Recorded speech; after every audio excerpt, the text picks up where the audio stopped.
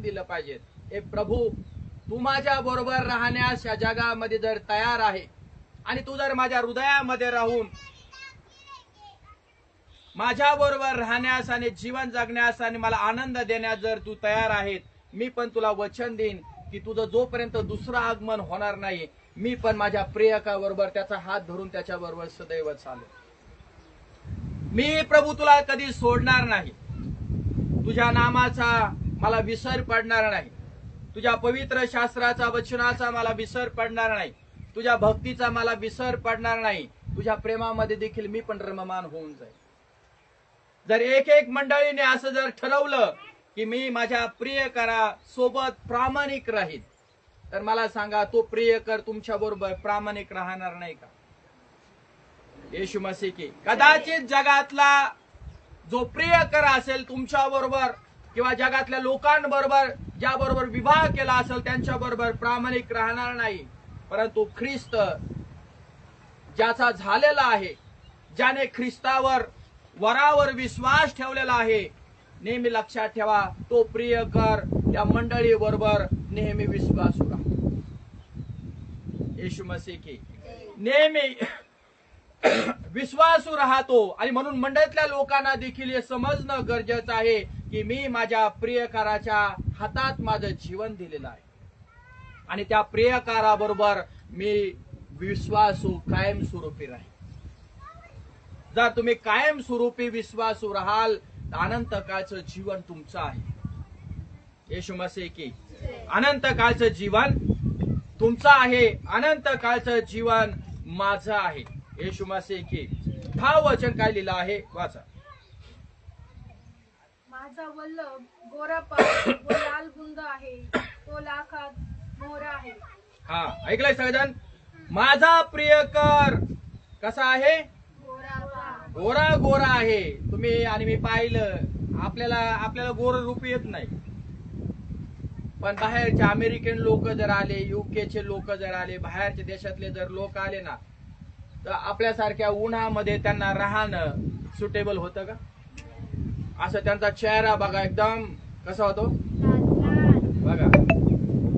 कारण त्यांचं तिकडचं क्लायमेट जे असतं ना, वातावरण ते वेगळं असतं बाहेरच्या देशातलं, आणि महाराष्ट्रातलं वातावरण हे फार वेगळं आहे. मग महाराष्ट्रातलं वातावरण बाहेरच्या देशातल्या लोकांना काय होत नाही, सुटेबल होत नाही. म्हणून तिकडचे लोक आले ना आपल्या बरोबर प्रवचन करायला किंवा मीटिंग घ्यायला जर या भागामध्ये आले, त्यांच्याकडे जर तुम्ही आणि मी जरी पाहिलं ते लाल बुंद होऊन जातात. त्यांचं वर्णन तुम्ही आणि मी पहा कधी कधी. काही लोकांनी पाहिलं असेल तर त्याबद्दल प्रभूला धन्यवाद. तर त्यामधून तुम्हाला आणि मला आपला प्रियकर म्हणजे त्याचं वर्णन दाखवलेलं आहे. तुमचा आणि माझा परमेश्वर, तुमचा आणि माझा ख्रिस्त कसा आहे याविषयी दाखवलेला आहे. कसा आहे? गोरा गोरा पाण आहे. कसा दिसतो तो? लाल बुंद दिसतो. म्हणजे कसा आहे? तेजस्वी आहे ना. ख्रिस्तावरती पित्याचा काय आहे? तेज आहे, प्रकाश आहे. म्हणजे त्याचं रूप तुम्हाला आणि मला बघायला मिळतं की परमेश्वर कसा आहे. बोला, कसा आहे? तेजस्वी आहे. परमेश्वर प्रकाशित आहे आणि त्याची इच्छा काय, जर मी तेजस्वी आहे तर माझ्या मंडळीने पण कसं व्हावं? तेजस्वी व्हावं, सुंदर व्हावं. नाव ठेवल्याने सुंदर होत नाही आहे ना. तर ख्रिस्ताचं रूप, ख्रिस्ताचे गुण या मंडळीमध्ये यावं आणि ती मंडळी ख्रिस्तासारखी बनावी, ही त्या ख्रिस्ताची एकमेव इच्छा आहे. म्हणून आपण या जगामध्ये जीवन जगत असताना तुम्हाला आणि मला प्रयत्न करणं फार महत्वाचं आणि फार गरजेचं आहे. येशू मसीह की तो 10,000 तरुणात उठीव दिसतो आहे ना. कसा दिसतो? तुमचा आणि माझा प्रभू कसा दिसतो सांगा? कसा दिसतो? ज्याची तुम्ही आणि मी सेवा कार्य करतो कसा दिसतो? जगामध्ये पण अशा गोष्टी तुम्ही आणि मी काही लग्न कार्यामध्ये, मंडपामध्ये पाहत असतो. आणि एखादा तरुण जर बाहेर निघला तर सगळे लोक त्याच्याकडे बघत राहतात. हो, आणि तिकडं नवरदेव की पास करून टाकतात. माझ्या पोरीला पोरगा आहे, एकदम त्याची लगेच चौकशी वगैरे लगे वगैरे होते. नवरीची लगेच चौकशी होते. आतून बघत नाही, ते बाहेरचं रूप पाहतात. आत्मिक जीवनामध्ये देखील तुम्हाला आणि मला या ठिकाणी हे शिकणं फार महत्वाचं आणि फार गरजेचं आहे. येशू मसीह की देवाचं रूप या ठिकाणी प्रगट झालेलं आहे की 10,000 लोकांमध्ये किंवा 10,000 माणसांमध्ये तो उठून दिसतो प्रभू. हे कसं काय दिसतं सांगा? तो तर अदृश्य आहे, तो तर दिसत नाही डोळ्यांनी. आणि मग 10,000 लोकांचा जर मॅप या ठिकाणी जमला, त्याच्यामध्ये देव उठून कसं काय दिसतो सांगा? आहे ना प्रश्न? याचा अर्थ काय माहितीये का? परमेश्वराचा आत्मा त्यांनी माणसामध्ये ठेवलेला. आणि सगळ्या प्राण्यांपेक्षा देवाने जर किंमत कोणाला दिली असेल, ती माणसाला दिलेली आहे. 10,000 लोकांची जर समजा क्रुसेड चालू आहे, मीटिंग चालू आहे, आणि ज्या ठिकाणी जो वक्ता प्रीच करण्यासाठी बोलवण्यात आलेला असतो आणि तो देवाच्या पवित्र आत्म्याच्या सामर्थ्याने भरून त्या 10,000 लोकांमध्ये ज्यावेळेस वचन सांगायला उभा राहतो, त्यावेळेस तुम्ही आणि मी कल्पना करा, सगळे लोक टाका टाका टाका टाका कोणाकडे पाहत असतात? त्या देवाच्या सेवकाकडे. त्याच्यामधून देवाचं रूप, कारण बोलणारा कोण आहे? Holy spirit. बोलणारा पवित्र आत्मा आहे. तर जेवढी मंडळी जमलेली असती ती टका टका टका टका देवाच्या सेवकाकडे पाहत असती, आणि त्याच्यातून देव काय करत असतो? परमेश्वराच्या शब्दातून त्याचं देवाच्या सेवकाच्या रूपाद्वारे रूप प्रगट करत असतो. येशू मसीह की. आणि ह्या माणसांमधून देखील परमेश्वराचं रूप तुम्हाला आणि मला दिसू लागतं. उगा जगामध्ये माणसात देव नाही मानत आहे ना. सगळेच लोक कोयते घेऊन उभे नाहीत आहे ना, काठ्या घेऊन उभे आहेत. त्यांना काय राक्षसासारखा आला तिथं आहे ना, काय राक्षसासारखा वागतोय तू? येशू प्रभू की. पण एखादा माणसाला ऍक्सिडेंट झाला आणि एखादा माणूस किंवा 2 माणसं जर त्यांना मदत करायला गेले, तर त्यांच्यातून मुखातून निघणारे शब्द काय असतात? देवासारखा आमच्या मदतीला. येशू प्रभू की. तर 8व्या वचनामध्ये तुम्हाला आणि मला एक ठिकाणी काय शिकायचं आहे की देवाच्या वचनातून तुम्हाला आणि मला शिकायचं आहे, तुमचं मन तुम्ही कुठं लावलेलं आहे. हालेलुया. तुम्ही देवाच्या वचनात तुमचं मन गुंतून टाकता का? येशू मसीह की. बोला सगळे येशू मसीह की. देवाच्या सहवासात तुम्ही असं लक्ष विचलित करत नाही,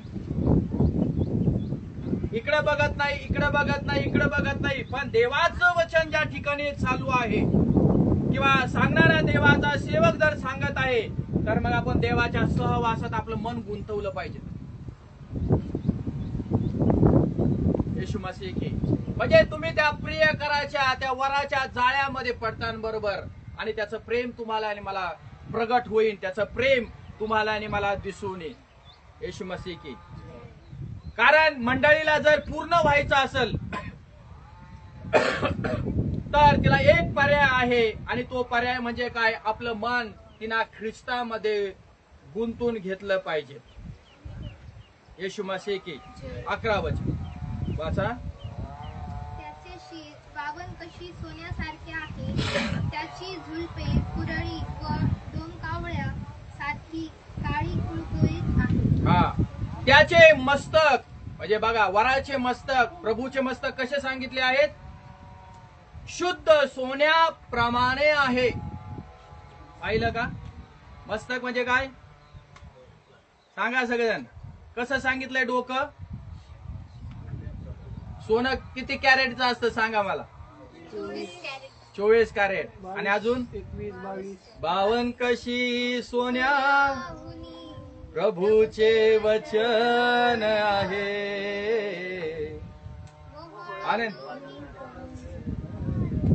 आहे ना? कसं सांगितलंय त्याचं? सोन्याला एवढी किंमत नाहीये, आणि आज जगामध्ये सोन्याला किती किंमत आहे? काय आहे सांगा? काय भाव चालू आहे आता सोन्याचा? 1 लाख. कमीत कमी 1 लाख रुपये भाव आहे. जास्तीत जास्त सांगू शकत नाही. आणि आता पुढे वाढेल का कमी होईल हे आम्हाला सांगता येणार. तसं प्रभूच्या शरीराचं किंवा या ठिकाणी मस्तकाचं वर्णन तुम्हाला आणि मला केलेलं दिसतं. त्याचे मस्तक शुद्ध सोन्याप्रमाणे आहे. वाव, भेसळ बिसळ नाही त्याच्यामध्ये. तुम्ही आणि मी खरेदी करत असताना कदाचित भेसळ करून देते तुम्हाला, 22 म्हणण्यापेक्षा 20च देतील, त्याच्यात काही टक्कर करून देतील. पण बघा परमेश्वराचं शब्द तुम्हाला आणि मला या ठिकाणी काय सांगत आहे. त्याचे केस कुरुळे आहेत. कसे आहेत?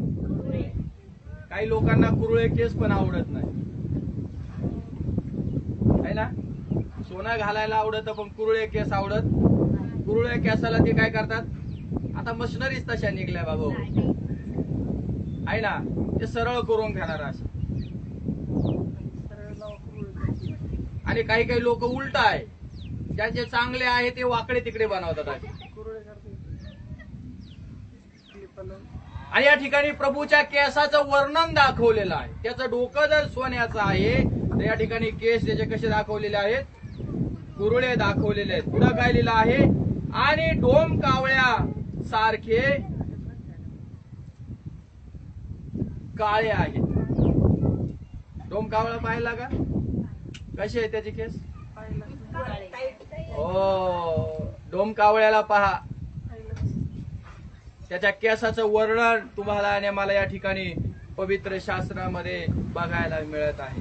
येशू मसीह की ख्रिस्तामध्ये जर तुम्ही आणि मी आज जीवन जगत आहे तर देवाची काय इच्छा आहे की तुम्ही आणि मी अपूर्ण राहू नये. तर जसं जसं ख्रिस्ताच्या सहवासामध्ये तुम्ही याल, मी याल, तुमच्या मधल्या ज्या कमी घटी आहेत, माझ्या मधल्या ज्या कमी घटी आहेत, प्रभू काय करतो? त्या लांब करणार. आणि प्रभूच्या वचनाने, प्रभूच्या गुणाने, सद्गुणाने, सद आचरणाने, सद फळाने तो तुम्हाला आणि मला भरून काढतो. येशू मसीह की मला सगळे येशू मसीह की म्हणजे त्याची प्रीती आपल्यामध्ये काय होती? वाढत वाढत वाढत वाढत जाते. ख्रिस्ताला पण काय वाटतं की माझे लेकरं, माझी मंडळी ज्यावेळेस माझ्या बरोबर नांदायला येते ती अपूर्ण का राहावी, की ती परिपूर्ण व्हावी, माझ्या सारखी बनावी, माझा स्वभाव तिच्यामध्ये यावं, माझं गुण तिच्यामध्ये यावं. म्हणून ख्रिस्त काय करतो? त्या मंडळीवरती प्रेम करत असतो. आणि जी जी मंडळी प्रभूच्या पायाजवळ बसते, प्रभू तिच्यातल्या कमी घटी काढतो आणि बाजूला फेकतो. तुम्ही याल, बाजूला जा. तुम्ही याल, तुमच्यातले गुण जे चुकीचे आहेत बाजूला जाणार, बाजूला जाणार. येशू मसीह की कारण प्रभूला कशी नवरी हवी आहे? 2 का लोक असना, 10 का लोक असना गावामध्ये भक्ती करायला, पण ती सुंदर स्त्री प्रभूच्या वचनाप्रमाणे पाहिजे. वचनों के सिंगार से अपने मन को तू सजा ले, वचनों के सिंगार से ओ मन को रूहे पाक के वरदानों से तू अपने जीवन को भर ले, रूहे पाक के वरदानों से तू कशाने भरा? वचनाने आपल्या जीवनाला सुंदर करा. कशाने? म्हणून देवाच्या वचनामध्ये तुम्हाला आणि मला या ठिकाणी काय बघायला मिळतं की ख्रिस्ताची मंडळी त्याच्या पायाजवळ, त्याच्या चरणाजवळ येणार आहे. तर ती देवाच्या वचनाने जशी जशी भरत चालन तिच्यामध्ये प्रेम वाढत वाढत चाल. शेजारी पाजारी, मागच्या पुढच्यांबरोबर, आजूबाजूच्या लोकांबरोबर ती लोक कसे वागतील? प्रेमाने वागतील. आणि मग ते काय म्हणतील? हे लोक कस काय प्रेमाने बोलायला लागले, कस काय प्रेमाने वागायला लागले? कारण हे लोक प्रार्थनेला जातात, हे लोक देवाच्या उपस्थितीत राहतात, हे लोक देवाच्या चरणाजवळ जातात. आणि देवाच्या चरणाजवळ जाण्याचा परिणाम त्यांच्या बोलण्यातून दिसून येतो. आमेन. त्यांच्या कृतीतून तो दिसून येतो. त्यांच्या वागण्यातून दिसून येतो. आणि मग प्रभू काय म्हणतो, माझ्यातलं गुण तुझ्यामध्ये मी टाकतो, कारण तुझ्यातला कमीपणा मला नको आहे. येशू मसीह की. म्हणून प्रभू काय करतो, काढूया पहिला अध्याय आणि 8 वचन वाचा.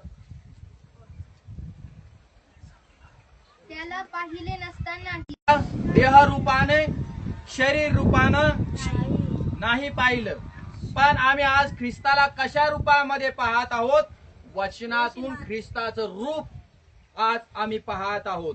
जरी पेत्र म्हणतो, जरी तुम्ही येशूला पाहिले नाही तरी तुम्ही त्याच्यावरती प्रीती करता. वाव, स्वतःसाठी टाळ्या वाजवा. मी येशूला पाहिलं नाही, पण मी ईश्वरती काय करतो, आज प्रेम करतो. वाव, प्रेम करणं म्हणजे दुसऱ्या भाषेत काय आहे, परमेश्वराच्या वचनाचं पालन करणं. साधा आणि सोपं. मी येशूला पाहिलं नाही तरी मी त्याच्यावरती प्रेम करू शकतो का? करू शकतो. कशावरून? ज्यावेळेस देवाचं वचन आपण ऐकतो, ते वचन आपल्या जीवनामध्ये कार्य करतं. सजीव आहे देवाचं वचन, सक्रिय आहे. आणि देवाचं वचन ऐकल्यानंतर त्या माणसाच्या हृदयामध्ये विश्वास किंवा श्रद्धा, निष्ठा ते निर्माण करतं. आणि ऐकणाऱ्याच्या मनामध्ये ते विश्वास निर्माण करतं. आणि ऐकणारा व्यक्ती ते वचन ऐकल्यामुळे येशू ख्रिस्तावरती प्रेम करू लागतो. तुम्ही आणि मी कधी प्रभूला पाहिलं नाही, परंतु आज प्रभूवरती प्रेम करणारे लोक तुम्ही आणि मी आहोत. जगातल्या लोकांनी देखील प्रभू येशू ख्रिस्ताला पाहिलं नाही तरी देखील लोक काय करतात, आज बायबल वाचतात, म्हणजे प्रभूवरती प्रेम करतात हे दाखवून देतात. प्रार्थना करतात, वचन वाचतात, गाणे गातात, आराधना करतात, ख्रिस्तासाठी, त्या वरासाठी आपलं मरण जीव देण्यासाठी तयार होतात. म्हणजे ते दाखवतात, मी ख्रिस्तावरती काय करत आहे, प्रेम करत आहे, प्रीती करत आहे. येशू मसीह की. किती अनुयायी आहे जगामध्ये आज, कधीच देवाला पाहिलं नाही तरी देवाची आम्ही सेवा कार्य करतो. आणि यालाच म्हणतात परमेश्वराचं प्रेम. पुढे लिहिलं आहे, तरी तुम्ही त्याच्यावरती प्रीती करता. जरी आता तुम्ही त्याच्याकडे पाहू शकत नसला तरी तुम्ही त्याच्यावरती विश्वास ठेवतात. डोळ्याने आम्हाला दिसला का तो, तरी आमचा निष्ठा, आमची भक्ती काय आहे, येशू जिवंत आहे, येशू माझ्यामध्ये राहतो. डोळ्याने आम्ही पाहिलं नाही तरी आमचा विश्वास काय आहे. पुढे लिहिलंय, आणि तुम्ही व्यक्त करता किंवा अनुभवता, व्यक्त करता येत नाही अशा गौरवी आनंदाने भरलेले आहात. वाव, तुमच्या आणि माझ्यामध्ये कोणता आनंद आलाय आज? म्हणा स्वर्गीय आनंद, म्हणा गौरवी आनंद. कशामुळे असं होऊ शकतं का? प्रभूला कुणी पाहत नाही डोळ्याने, तरी देखील त्याच्या हृदयामध्ये देवाचा आनंद तुम्हाला आणि मला दिसतो. देवाची खुशी तुम्हाला आणि मला त्या लोकांमध्ये दिसते. ख्रिस्ताची भक्ती करण्याची पद्धत त्या लोकांमध्ये तुम्हाला आणि मला दिसते. आणि यालाच खरी बायबलच्या वचनामध्ये भक्ती म्हटलेलं आहे. पाहून तर कुणी सेवा कार्य करतं, जगामध्ये सगळी पाहून चाललंय, पण आम्ही न पाहता सेवा कार्य करतो. गाणे गाऊन फक्त आम्ही आनंदाने प्रभूची स्तुती करतो, धन्यवाद करतो, नाचतो, गातो, उड्या मारतो. आणि प्रभू त्या स्वर्गीय आनंदाने तुमचं आणि माझं जीवन तो भरून काढतो. येशू प्रभू की. म्हणून आज तुम्ही